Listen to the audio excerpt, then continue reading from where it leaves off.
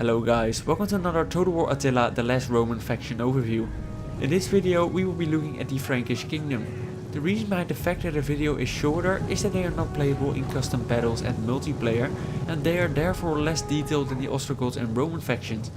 The Frankish Kingdom start out as a powerful nation owning most of modern day France. The Franks have always been a divided people until Clovis finally managed to unite them all under the same banner. The Franks are now powerful enough to look forward than just Gaul and to expand their borders. The Liber Francorum Aeternum trait grants the faction various bonuses. One of those is the fact that the Franks never get a penalty to integrity from casualties suffered in battle. They also get an insane +3 experience for all cavalry units, that is just amazing. Last but not least, they are able to reform the Western Roman Empire just like any other major faction in the last Roman campaign. At the start of the campaign, the Franks control a decent amount of in total 10 settlements. They start out with 4 small armies composed of mostly weak units with a couple of exceptions. They also start out with 1 agent in the form of Witold the Champion. The Franks are starting in the north of the map and already begin with a major war. They have to fight off the bordering Burgundians to unify Gaul. In the south lies the only trade partner for the Franks, which is the Visigothic Kingdom. This is the only nation which doesn't maintain an unfriendly position towards the Franks. This means that the Franks are very vulnerable to declarations of war and they need to protect their borders with care, as pretty much everyone hates them. The financial starting situation of the Franks is decent. 4k isn't a lot of money, however their income of 600 talents each turn is a bit better than other factions. 50 food also keeps them safe from shortages and diseases. The military starting situation is a bit more difficult because of the Burgundian War, and they also border the Bretons on the west.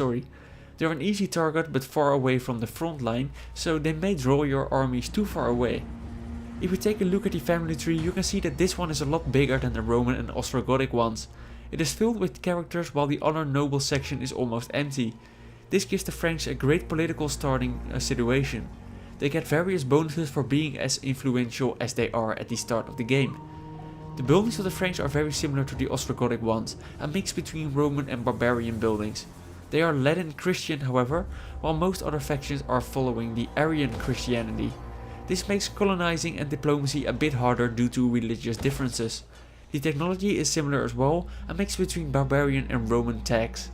The fact that the Franks lie in the north also means that they have great fertility, which makes it very easy to get a good food surplus early in the game. To win the game, the Franks obviously need to expand south. Most victory regions lay in Iberia and Italia. The Franks do not need to directly face Roman territories or the expedition themselves. Speaking of Romans, just like all other factions, the Franks are able to reform the Western Roman Empire when they hit 40 or more regions. As said, the Frankish Kingdom is not playable in custom and multiplayer battles and did not receive any new unit. Their unit roster in the last Roman campaign is a copy of the normal Frankish roster in the Grand campaign. This means that they have access to good melee infantry and excellent cavalry. The Sacra Francisca, noble Germanic horsemen and Francisca Heermen are able to cut through anything that bleeds easily. Overall, the Franks are a good faction in the last Roman campaign, however they are kind of boring to play compared to the others. Their starting position is safe, but boring, far away from all the action.